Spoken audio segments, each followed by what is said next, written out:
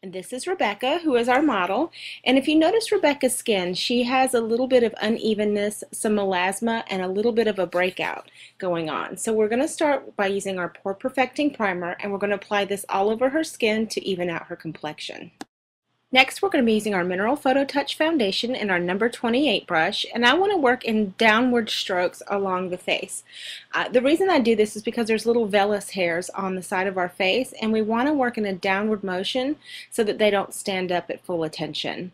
Now I'm just going to add a little bit to the foundation brush and work in downward strokes, and I'm just applying a little as I go. You don't want to use too much because it will cause your foundation to streak. Next, it's time to prime the eyelids, and we're going to be using our Shadow Magnet and our number 17 medium cream brush. And I'm going to apply just a little all over the eyelid, and you just want to go from lash line all the way to brow bone. And the beauty of this product is you don't need a lot, so apply it all over, and here's how it should look when you're finished. Next, we're going to use our brow lash brush, and we're going to comb out any unruly hairs all over.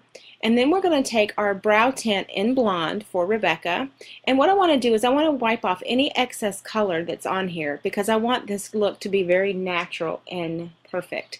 So I'm just going to work in an upward motion, just following the natural direction of the hair with the brow brush all the way in here. But as you see, it doesn't leave a whole lot of color, just the perfect amount. So just follow your brush as you go. I am a huge fan of our long wearing cream blush, and I'm going to be using the number 28 foundation brush, and I'm going to apply this here all on the apples of her cheeks, all around through here. And the reason that I'm layering blush is it really helps your blush stay on longer. So I'm going to apply it here on the cheeks using a downward and outward motion, but if you want your cheek color to be richer, tap it on in a stippling type motion. And what this is going to do is it's going to make the color richer and more vibrant. As you see, we have some lines of demarcation here, so I'm going to use a clean foundation brush, and I'm just going to buff these edges in so that it looks more flushed and natural. The key to natural makeup is to be sure everything is blended. Since we're adding our cream products, I'm going to go ahead and add our Pro Lip Primer and our lip brush, and I'm going to apply this all over the lips. And the Pro Lip Primer actually is a sunscreen, so you can actually add sunscreen to any lip color using this product. It's also going to help fill in any fine lines and imperfections. Next, we're using our Mineral Photo Touch Concealer, and we're going to be using Light Peach. Light Peach cuts the blue undertones underneath the eye, and yellow cuts the red. And red usually is around our nose, and a lot of times it's really over here where we have blemishes. But to begin to cut Rebecca's dark circles, I'm going to be using the Light Peach, and I'm going to apply this all underneath her eye. And the beauty of this product is you can actually use a generous amount of this product, and it never looks cakey or too thick. Next, using our medium number 17 cream brush, I'm going to gently just tap this in all underneath the eye here. And the reason that we're going to stipple this is, if you notice, stippling gives you a little bit more opaque coverage, and it's really going to help those dark circles. Now I'm going to be taking the light yellow based color concealer, and I'm applying it all over the underneath the eyes. I'm also going to put it here where we're red, because remember, yellow cuts red, and we tend to be red around our nose. So I'm going to apply this all under here where she's a little bit red. And then what I want to do is, after I get it all blended in with my brush and all the cracks and crevices, I want to take my finger and I want to just kind of tap it in, because the heat of the finger is going to make it look a little bit more skin-like. And then I'm going to come back underneath here and use this yellow. And the reason that I'm using yellow is it's going to blend everything together. Now, using our large powder brush and our invisible blotting powder, we're going to set all of our cream products. So I'm going to apply a light dusting of this all over the face to get ready for other powder products. We're also going to use the same invisible blotting powder with a clean shadow brush, and we're going to apply this all underneath here to set the concealer. And if you notice, the lines right underneath Rebecca's eyes disappears when I stipple this product onto the skin.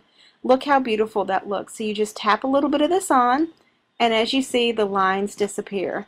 Now, don't forget to use this same brush around the nose where you've added concealer to set everything beautifully. Now, using our Shadow Quad and Naturals and our large shadow brush, I'm going to use this light color here all over the eye. So I'm going to take this light shadow color, and I'm just going to apply it all over the skin, and then eventually I'm going to stipple this on because I want the skin to be nice and even. Now we're going to be using this cashmere color and a smoky eye shadow brush, and be sure to tap any of the excess pigment off of your brush, and I'm going to work it right along the lash line here, and I'm eventually going to start building my coverage, because the key to great shadow is always build your coverage. If you want more, come in here and add more. And don't worry if it doesn't look perfect right now. We're going to come back in and blend it. So if you want to have really rich vibrant color, stipple it on.